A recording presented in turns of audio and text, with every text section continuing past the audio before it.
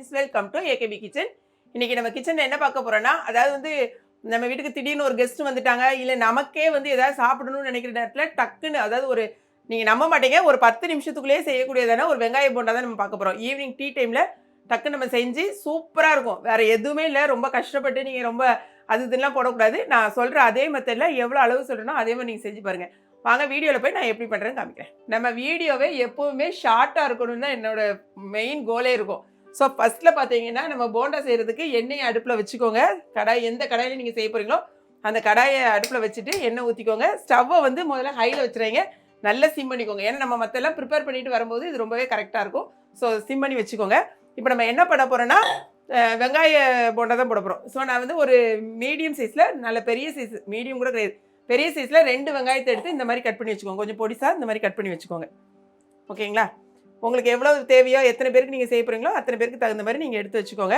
இப்போ அடுத்தது நம்ம என்ன பண்ண போகிறோன்னா, கொஞ்சோண்டு கொத்தமல்லியும் ஒரு 3 பச்சை மிளகாய், அதாவது வாசத்துக்கு கொஞ்சம் காரமாகவும் இருக்கட்டும்னு இதை வந்து நீங்கள் மிக்சியில் போட்டு ஒரு அடி அடித்து எடுத்து போட்டுக்கோங்க. பிச்சு கிச்சிலாம் போட வேணாம். நான் இப்போ மிக்சியில் போட்டு அதை வந்து இங்கே பாருங்கள், ஒரு 3 பச்சை மிளகாய் இதை வந்து பிச்சு போட்டுக்கலாம். 2ஆக உடச்சி போட்டுக்கலாம். கழுவி கொஞ்சமாக கட் பண்ணி வச்சுருக்கிறேன். இந்த கொத்தமல்லியும் உள்ளே சேர்த்துக்கலாம். இது வந்து ஒரு வாசனைக்கு போட்டு நான் மிக்சியில் ஒரு அடி அடித்து எடுத்துகிட்டு வந்துடுறேன். இப்போ லைட்டாக வந்து வாசனை, பச்சை மிளகாவும் அந்த மல்லித்தலையும் போட்டு நல்ல ஒரு வாசனை இதை இதில் ஆட் பண்ணிக்கோங்க. ஒரு பக்கமாக இருக்கட்டும். நான் வந்து என்ன எடுத்துருக்கேன்னா, ஒரு பவுல், அதாவது நீங்கள் எந்த அளவுனாலும் எடுத்துக்கோங்க. நான் பார்த்தீங்கன்னா இந்த மாதிரி பவுலில் வந்து ஒரு பவுல் கடலை மாவு.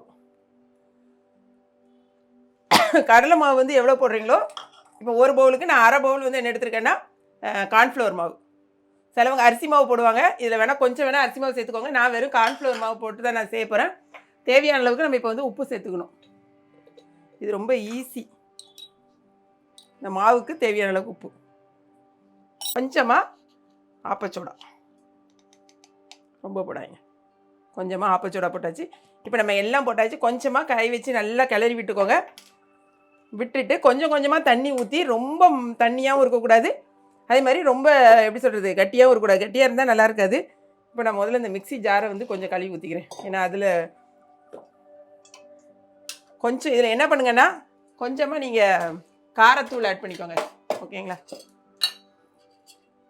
அப்போ தான் கொஞ்சம் காரம் இருக்கும். இந்த அளவுக்கு முதல்ல வந்து நம்ம பச்சை மிளகாய் 3 போட்டுட்டோம். ஸோ இருந்தாலும் கொஞ்சமாக காரத்தூள் ஆட் பண்ணிக்கோங்க. அப்போ தான் நல்ல ஒரு டேஸ்ட் இருக்கும். முதல்ல வந்து இந்த மிக்சியை கழுவி கொஞ்சம் கொஞ்சமாக அந்த தண்ணியை ஊற்றி வச்சுக்கலாம். அதுக்கப்புறமா கொஞ்சம் அவ்வளோதான். எண்ணெய் கரெக்டாக நமக்கு சூடாகிறதுக்கும் இந்த மாவு பிசைகிறதுக்கும் நமக்கு கரெக்டாக இருக்கும். அவ்வளோதான். வெங்காயத்தை வந்து நீங்கள் வெட்டுற வேலை மட்டும்தான் இதில், வேறு எந்த வேலையுமே உங்களுக்கு கஷ்டமான வேலை இல்லை.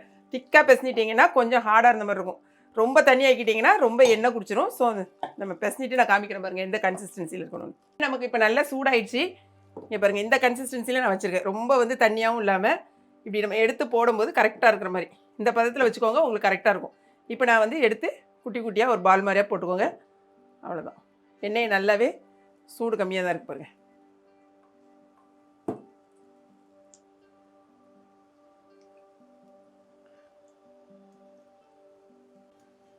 பாருங்கள், இதை அப்படி நம்ம வந்து திருப்பி போட்டுக்க வேண்டியதான். 2 நிமிஷம் போட்டுட்டு நல்லா மாற்றி போட்டுட்டு ப்ரௌன் கலர் ஆனோடனே நம்ம எடுத்துடலாம். இப்போ 2 பக்கமும் மாற்றி போட்டு இந்த மாதிரி ப்ரௌன் கலர் வந்தோடனே நீங்கள் எடுத்துக்கோங்க. பார்த்தீங்களா, நம்மளுடைய சூப்பரான வெங்காய போண்டா ரெடி ஆகிடுச்சு. இது ரொம்பவே டேஸ்ட்டாக இருக்கும். நீங்கள் வந்து டக்குன்னு 5 நிமிஷம் கிட்டத்தட்ட வேணால், மேக்ஸிமம் தான் உங்களுக்கு 10 நிமிஷம் எண்ணெயை நீங்கள் காய வச்சுட்டு என்ன மாதிரி இது கொஞ்சம் வந்து தண்ணி ஊற்றிக்கலாம்னு நினைக்கிறேன். லைட்டாக வாட்டர் ஆட் பண்ணிக்கோங்க, கொஞ்சம் திக்க அதிகமாக இருக்குது. அவ்வளோதான். போட்டு நெக்ஸ்ட் பேட்ச் போடலாம். இந்த மாதிரி கொஞ்சமாக இருக்கட்டும், எனக்கு அது என்னமோ கொஞ்சம் திக்கான மாதிரி ஒரு ஃபீல் ஆகுது. ஸோ இந்த மாதிரி போட்டுக்கோங்க.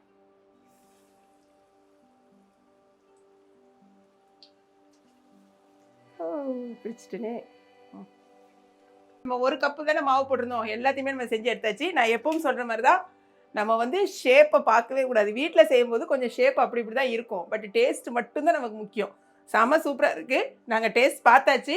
இப்போ நான் வந்து என்னென்னா காஃபியும் போட்டேன். இன்றைக்கி வந்து இது காஃபிக்கு நாங்கள் வந்து சாப்பிட்றதுக்கு செம சூப்பராக ஆவி பிறக்க நமக்கு காஃபி ரெடி ஆகிடுச்சு. ஒன்று சாப்பிட்டு நம்ம பார்த்தோம். செம இப்போ நம்ம அந்த காஃபியை குடிக்கிறதுக்கு முன்னால நான் இப்போ கட்டியிருக்கேன் பார்த்தீங்களா, இந்த saree தான் நமக்கு இன்னைக்கு கிளாட் ஃபேஷனில் நமக்கு சேல்ஸ்க்கு வந்திருக்கு.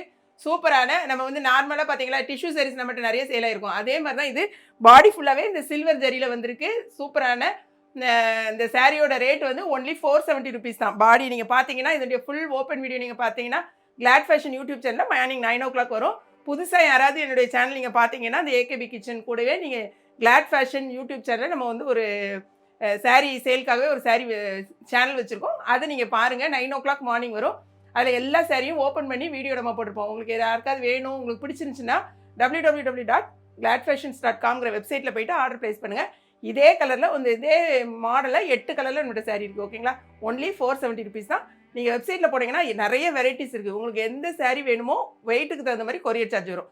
நீங்கள் உடனே ஆர்டர் ப்ளேஸ் பண்ணுங்கள். ஓகேங்களா, இப்போ நமக்கு அதுக்குள்ளே ஆறிடுச்சு பாருங்கள். ஒன்று எடுத்தாச்சு. நல்ல ஒரு வாசனையோட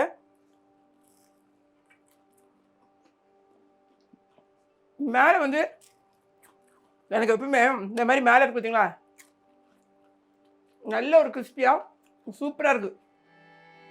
கூட ரொம்ப அட்டகாசமான இந்த மாதிரி ஒரு வெங்காய போட்டா செஞ்சு சாப்பிடுங்க. 10 நிமிஷம் தான்.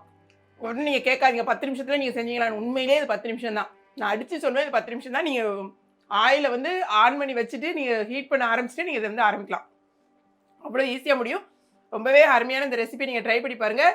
உங்களுக்கு பிடிச்சிருந்துச்சுன்னா உங்கள் ரிலேட்டிவ்ஸ்லாம் ஷேர் பண்ணுங்கள், கமெண்ட் பண்ணுங்கள், லைக் பண்ணுங்கள். ஏகேபி கிச்சனையும் கிளாட் ஃபேஷனையும் சப்ஸ்கிரைப் பண்ணுங்கள். தேங்க்ஸ் ஃபார் வாட்சிங்.